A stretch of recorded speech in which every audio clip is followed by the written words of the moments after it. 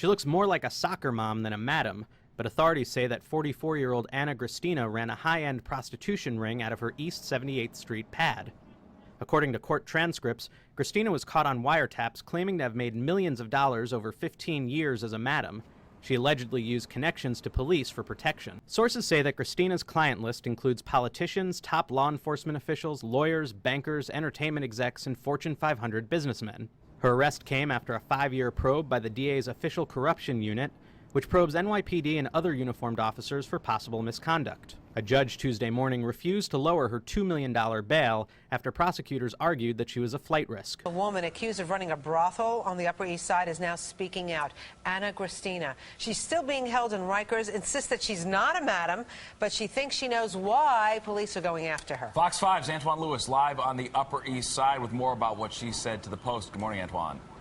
Steve and Rosanna, good morning. Anna Gristina said that prosecutors yesterday spent hours trying to intimidate her and muscle her for information. Now, we're on the Upper East Side in front of where the alleged madam operation, the brothel, if you will, was taking place. Now, Anna Gristina says the prosecutors were gunning for information on 10 powerful New Yorkers, some of which she admits that she knew. But Gristina is telling the Post that she is not a madam and not involved in prostitution. In fact, here are a couple of quotes that we want to share with you. She says, quote, "You know what it was? It was fishing. I still have no idea what they wanted. They are trying to squeeze me for information that I don't even know what it is or have." She also says, if I'm such a big, high-profile madam making all this money and they had to investigate me for 5 years, why did they arrest me on a single promoting prostitution charge and only after I refused to talk to them?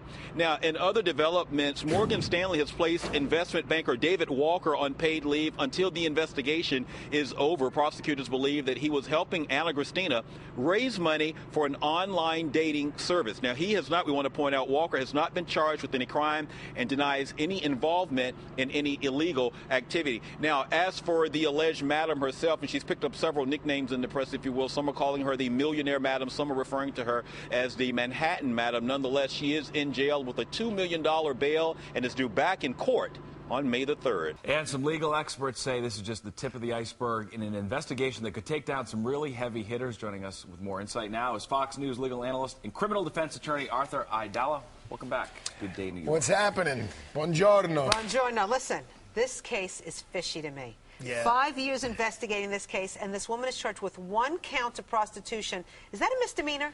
No, it's actually, I believe they should, no, it's a felony. She's been indicted. So it's a D felony. She's eligible for probation right off the bat. So she doesn't have to go to jail for that? Not, I mean, we're a long way from that. But as of right this second, she could plead guilty. The judge could give her probation.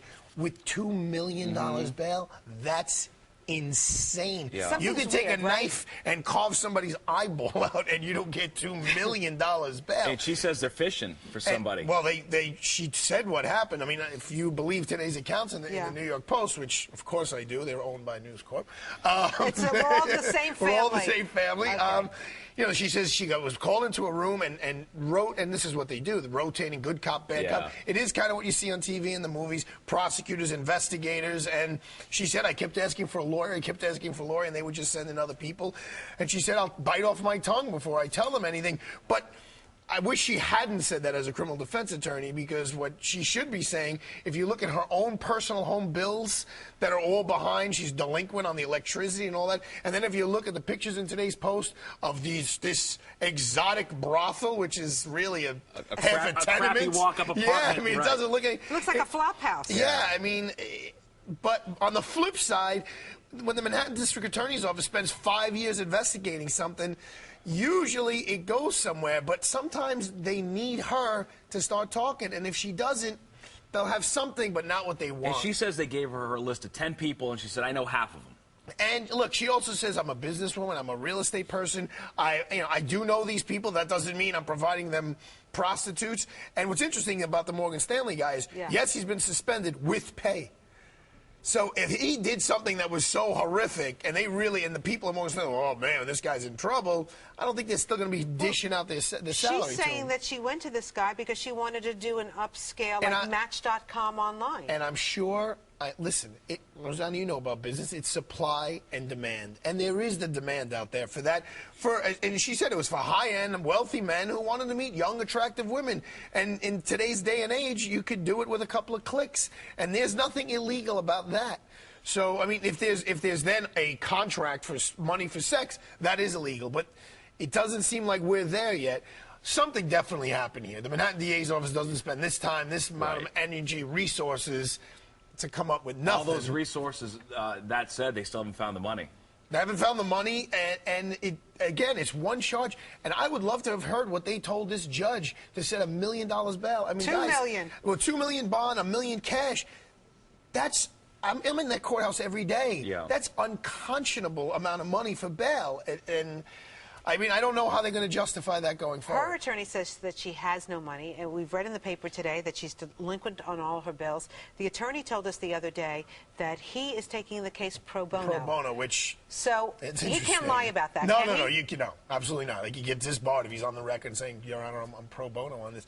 So I think this is one of those cases where you can't judge a book by its cover. I think it's a great story for the newspapers. It's a great, sexy press piece. I think once they dig in and with the discovery gets done and the prosecutors hand over their real evidence, I think the defense attorney here is going to have a lot to work with. Well, let me ask you something. Is it fair to put a woman away for $2 million, right? No. Wait, let me just finish my sentence. Okay, but that's enough for me. Really, she may not be the target. They're trying to squeeze her for information on some other people. Of course. That's fair? No, it's horrible. Okay, that's horrible. But it happens all the time, right? It's a client number 9. In other words, we don't know who those 10 people are, but is it somebody who would wind up on the front page of the paper? Is it someone who would be forced to resign from public office or a high person in the private sector? I think it's horrible. This is a tactic to squeeze her. We're going to keep you away from your 9-year-old daughter. Is it son? Yeah. And she's got 4 children. You know what? She's okay right now sitting in Rikers. That grows on you pretty quickly. 100-degree, sweltering rooms. Solitary confinement. It's horrible. The rats, the roaches. Yeah. I mean, it's a tough place to be. They threw out the allegation of underage prostitutes. Now, that takes this to a whole different story. That all of a sudden, that goes from a D felony to a B felony, the jail time. If there is anybody underage there, whether it's under 19 or under, God forbid, under 11. They're claiming it's not true. They're claiming it's not true. And the DA's office, I think if they had that so solidly, they would have put that out there already. Arthur, I doubt it.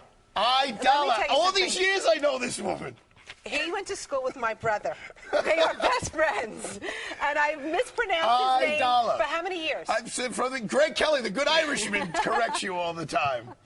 I still love you, Arthur. I love you too, Rosanna. All right, You're a thank doll. you.